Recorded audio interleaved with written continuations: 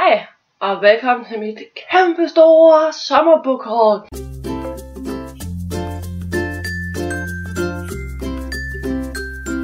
Jeg var i London for lige lidt over en uge siden. Okay, lidt over 2 uger siden efterhånden faktisk. Og selvfølgelig købte jeg en masse bøger. Men jeg har også købt en del bøger udover det, så det her det er mit London boghaul plus det løse.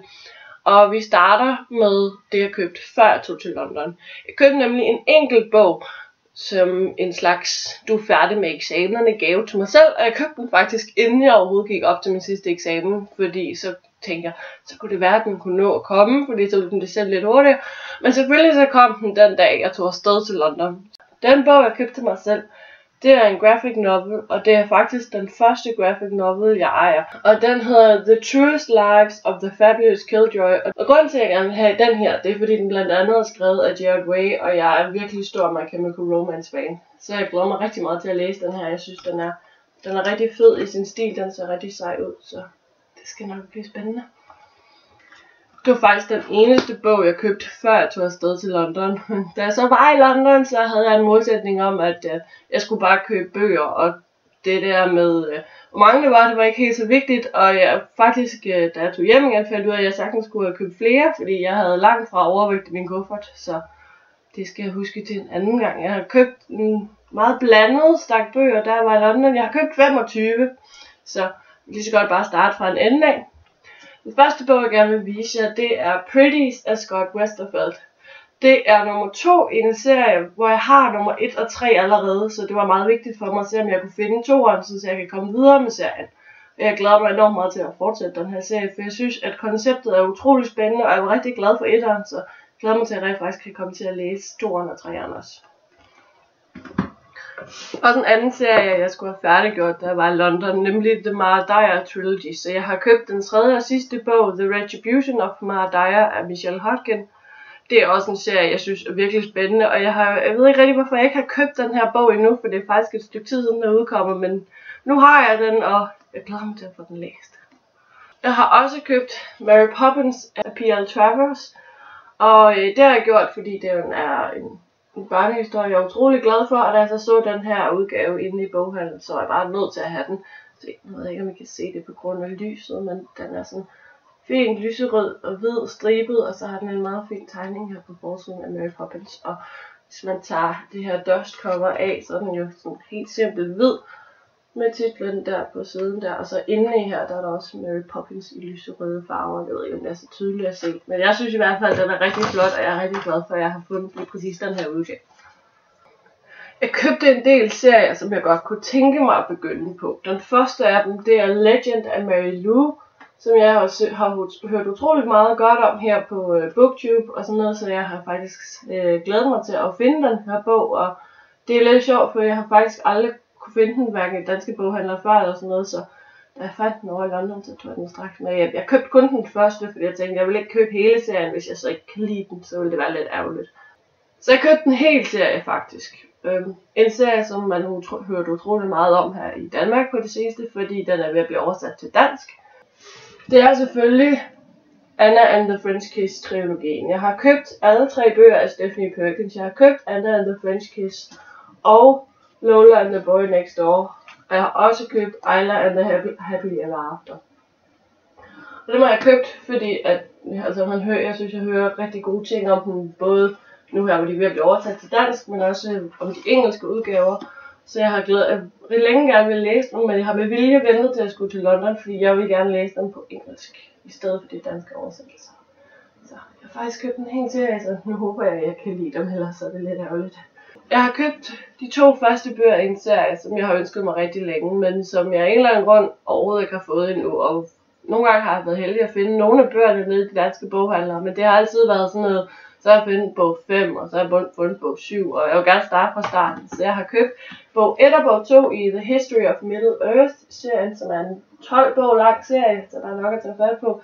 Det er The Book of Lost Tales part 1 og The Book of Lost Tales part 2. Og det er selvfølgelig om Middle Earth, og de er selvfølgelig skrevet af Tolkien og redigeret af hans søn og sådan noget. Og de synes, de er så flotte i det her udtryk her. De står ved siden af hinanden. Og så kan jeg ikke, altså, Mere Middle-earth til mig, det er altid godt. Det er altid godt. Jeg har også købt nogle bøger, som jeg synes både lød spændende, da jeg sad i boghandleren og skulle vælge, hvad for nogle bøger jeg skulle købe, eller hvad for nogle jeg ikke skulle købe. Og den første af dem, det er The Song Will Save Your Life af Laila Sales. Jeg synes, det lyder utrolig spændende, men også sådan ret rørende og ret provokerende på en eller anden måde, og jeg glæder mig faktisk til at få den læst. Det er ikke en særlig tyk bog, men derfor kan den jo godt være god. Jeg købte faktisk en bog mere af Scott Westerfeld. Jeg købte nemlig hans roman Afterworlds, som er en bog, der handler om at være forfatter og om at skrive, og om den bog, der bliver skrevet i der. Den er så fyldt med bøger og forfatterdrømme og det at skrive, at jeg simpelthen var nødt til at eje den. Så jeg er rigtig glad for, at jeg har fået den her med hjem. Jeg har købt en bog, som jeg udover rigtig gerne vil læse, også har fået anbefalet til mit bachelorprojekt her til foråret. For jeg har en idé om, hvad jeg gerne vil skrive om, og så jeg har spurgt både på Tumblr og på Twitter og sådan noget, om folk de kunne anbefale mig bøger til det her emne. Fordi jeg synes, det vil være ret vigtigt at få nogle bøger med, som der er, altså, som er gode, men som også belyser det, jeg gerne vil skrive om. Og den, jeg har fået anbefalet, som jeg ligesom har taget til mig, det er Aristotle and Darkness Discover the Secrets of the Universe af Benjamin Ali Science, tror jeg nok. Det er en ungdomsroman, der er sat i 80'erne, og handler om de to drenge, Aristotle og Dante. Og jeg glæder mig rigtig meget til at læse den, og hvis du ud fra den her bog kan gætte, hvad jeg gerne vil skrive om i mit bachelorprojekt, så må du gerne skrive det nedenunder, det kunne være ret sjovt. Jeg købte 2 ungdomsromaner mere, da jeg var i London. Og den første af dem, jeg gerne vil vise jer, det er Tease af Amanda Maciel, tror jeg nok. Det er faktisk en, som var sådan et last minute, den her, der skal jeg lige have med. Jeg havde faktisk valgt den anden en, men så jeg den her, og da jeg læste om den, så tænkte jeg, den vil jeg faktisk gerne læse. Så den er ret flot, og den skinner en lille smule. Ikke ret meget, men lidt. Den sidste ungdomsroman, jeg købte, det var en bog, som jeg ikke har hørt ret meget om, faktisk. Selvom at det, jeg så har hørt om, har været utrolig godt. Og derfor så tænkte jeg, at den her, den skal jeg have, og jeg brugte faktisk meget af den hele dag på at lede i de store boghandler, der var inde for at finde den. For jeg har nemlig købt Winger af Andrew Smith, som også er en ungdomsroman, og jeg glæder mig faktisk til at finde ud af præcis, hvad den handler om, fordi der står ikke så meget på bagsiden. Men jeg synes, den lyder utroligt spændende, og det jeg har hørt om den har været, at det har været en utrolig realistisk skildring af, hvordan det er at være ung og sådan noget, så nu får vi jo se, om jeg også synes det, men jeg er i hvert fald rigtig glad for, at jeg har købt den. Den første klassiker, det er en meget lille udgave af bøgerne, men til gengæld så er det en bog, jeg har let efter rigtig længe, som jeg samler for eksempel på Shakespeares skuespil, og det var også Shakespeare, jeg trak der var op til drama, og det gik rigtig godt. Så det der med Shakespeare, det kan jeg rigtig godt lide, så jeg har selvfølgelig været ude og købe Shakespeares Sonnets, som jeg så sjovt nok har skrevet af William Shakespeare. Jeg synes, den her hvide udgave her fra Penguin, den er utrolig simpel, den er meget flot og elegant, og den er meget sådan simpel indvendig, der står bare de forskellige sonetter og intet andet. Jeg ved ikke, det er så tydeligt her. Og jeg synes, det er en utrolig fin udgave, og jeg fandt mange andre udgaver, der var derovre, men det var den her, jeg gerne ville have. Den kunne jeg faktisk bedst lide. Den ene dag, der var mig og min veninde i en brugt boghandler, som hedder Scoop Books, og du kan få bøgerne til næsten halvdelen af, hvad de koster normalt. Men den her boghandel, den er stillet op på den måde, at alting er bare sorteret alfabetisk, så du skal lige tage rigtig god tid til at gå rundt og se det hele. Og jeg synes, jeg var ret heldig, for det lykkedes mig faktisk at købe 2 bøger derinde, og det er 2 bøger, som jeg gerne har ville læse længe, og som jeg synes, de udgaver, jeg fandt af, var rigtig flotte. Den første, jeg har købt, det er The Virgin Suicides af Jeffrey Eugenides, tror jeg.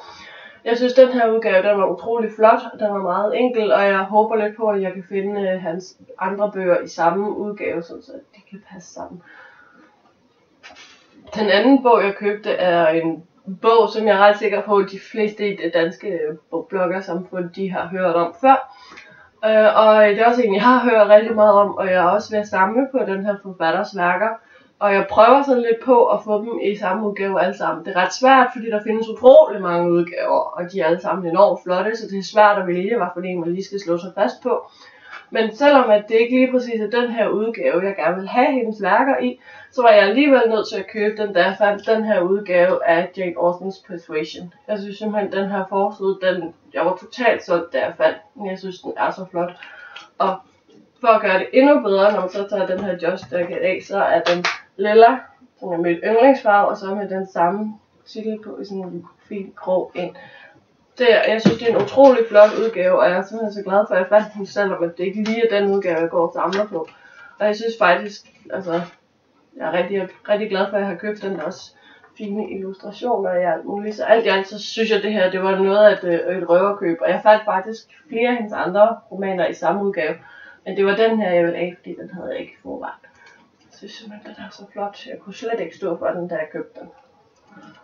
Den udgave af Jane Austens værker, som jeg egentlig samler på, det er den udgave, der er Penguin English Library. Det er dem her.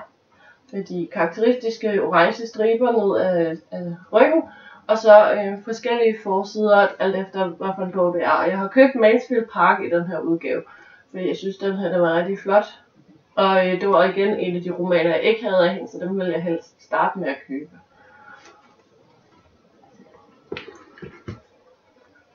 Altså, jeg kan rigtig godt lide de der Penguin English Library. Jeg synes, de er rigtig flotte, og derfor har jeg også købt lidt flere af dem. Jeg har købt The Tenant of Wilford Hall af Anne Bronte i samme udgave. Fordi jeg synes, den her hvide forside her, den var utrolig smuk. Og så vil jeg gerne have flere af de her Penguin English Library, fordi som I skal se lige om lidt, så ser de rigtig fine ud, når de sådan står ved siden af hinanden. Jeg købte også en anden Bronte-roman i samme udgave. Jeg købte nemlig den utrolig berømte Jane Eyre af Charlotte Bronte i samme udgave. Som også, igen, den roman, jeg rigtig gerne vil læse, og jeg synes, den her udgave er så flot, så selvfølgelig så skulle det være den udgave, jeg skulle have. Altså, som I kan se, når de sådan står ved siden af hinanden, så skal vi tage Jane Austen med. Så vil se, de ser utrolig fine ud med de der orange striber, og så forskellige farvede rygge. Jeg synes, det bliver rigtig flot, når jeg er i gang for rigtig mange af dem, og får sat dem ved siden af dem. Den sidste jeg købte, det er faktisk en roman, som jeg ikke lige var helt sikker på, jeg havde hørt om før, fordi problemet med de der Penguin English Library, det er, at de som regel har en enormt stærk liggende på bordet, og så det gælder ikke rigtig for mig om at finde ud af, hvad for nogle jeg skal have, det gælder mere om at finde ud af, hvad for nogle jeg ikke skal have. Fordi jeg synes, de er alle sammen så flotte, og jeg vil et eller andet sted bare gerne have alle sammen.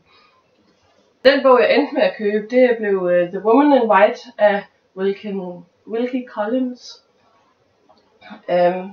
Så jeg ved ikke ret meget hverken om forfatteren eller om bogen, men jeg synes den lyder utrolig spændende, når den bliver kaldt sådan noget som en sensation novel og chilling suspension og sådan noget. Så det lyder ikke helt som det normale, jeg plejer at læse. Den lyder sådan lidt mere thriller, mystery-agtig, men det gør heller ikke noget. Jeg vil gerne læse flere forskellige typer bøger, og jeg synes simpelthen, den her udgave her, den kunne jeg ikke lade stå. Men vi er ikke færdige endnu. Jeg købte flere bøger i London. Jeg købte nemlig en bog, som jeg ikke er helt sikker på, om jeg skal placere i klassikerafdelingen eller i young adult afdelingen, fordi jeg er faktisk ikke helt sikker på, hvad det er. Jeg ved bare, at det er en forfatter, som jeg utrolig gerne vil læse noget af, og jeg har haft ked af, at jeg ikke begyndte at læse noget af ham, inden han døde. Det er nemlig Terry Pratchett. Jeg har købt den første bog i hans lange serie om Discworld. Jeg har købt The Color of Magic. Jeg ved ikke, om det er så tydeligt her i lyset. Men jeg vil, som sagt, jeg vil gerne læse hans bøger, og jeg er rigtig ked af, at jeg ikke er gået i gang med dem her, før han døde. Men nu skal det være, så jeg har købt den første af hans bøger, og så håber jeg på, at jeg synes så godt om den, at jeg også vil have resten af bøgerne.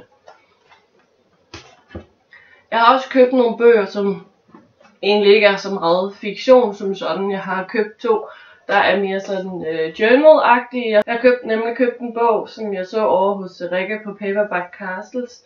Jeg har nemlig fundet The Literary Listography, som jeg synes, altså jeg kan godt lide at lave lister. Det kan jeg lige så godt indrømme. Jeg synes, det er sjovt, og jeg får meget tid til at gå med det.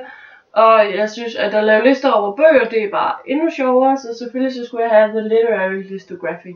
Men jeg har faktisk købt en anden bog i samme serie. Jeg købte nemlig også Music Listography, fordi de 2 ting, der ligesom, altså de 2 store kærligheder, der har været i mit liv, og de 2 ting, jeg går op i og samler på og sådan noget, det har altid været bøger, og det har været musik. Jeg er rigtig glad for musik, og jeg vil altid gerne have mere musik og ny musik og forskellig musik. Så selvfølgelig så skulle jeg også have den her, så kan jeg ligesom lave lister over de 2 ting, der ligesom er mine, om man så kan sige. Så det er, det er en bog, hvor du får en overskrift, og så er der så x antal linjer, som du så selv kan udfylde efterhånden. Fordi jeg tror ikke ligefrem, at jeg kan udfylde hele bogen på én gang. Den sidste bog, jeg købte i London, det er endnu en graphic novel, og det er faktisk ikke rigtig den, jeg var på udkig efter, fordi de 3 sidste dage, der var jeg inde i alle boghandlere, vi var inde i. Jeg var inde i forskellige comic book shops og andre meget nørdede butikker, for at spørge om de havde den. Jeg ville nemlig gerne have haft The Umbrella Academy Volume 1, men den var ingen sted at finde. Enten så havde de kun Volume 2, eller så havde de lige udsolgt af dem begge 2. Så til sidst så blev det sådan, så må jeg købe den, når jeg kommer hjem. Men jeg fandt Saga i stedet for. Det er faktisk også en, jeg gerne vil læse. Det var bare ikke lige den, jeg havde håbet på at finde. Den har jeg hørt meget godt om på BookTube og sådan noget, og det er ligesom om, at alle, der køber den, de bliver sådan helt vildt glade for den. Så jeg håber virkelig, at jeg også rigtig godt kan lide den, fordi nu har jeg hørt så meget godt om den. Det var alle de bøger, jeg købte i London. Det var alle 25 bøger, jeg købte i London. Da jeg så kom hjem, så havde jeg ikke helt fået overstået min bogkøbstrang. Jeg skulle have lidt flere.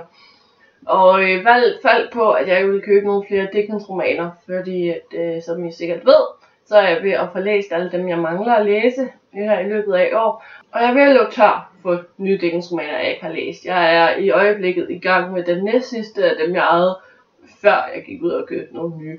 Så jeg har købt 4 bøger mere her i juli måned. Jeg har nemlig købt Barnaby Rudge af Charles Dickens. Jeg har også købt The Mystery of Edwin Drood and Other Stories af Charles Dickens. Jeg købte The Old Curiosity Shop af Charles Dickens. Og til slut købte jeg også Nicholas Nickleby, er også sjovt nok af Charles Dickens. Så nu mangler jeg rent faktisk kun at købe én Dickens roman. Jeg mangler kun at købe The Pickwick Papers, så det synes jeg er ret godt klaret. Så nu har jeg lidt flere Dickens romaner at læse, indtil jeg lige får købt den sidste her.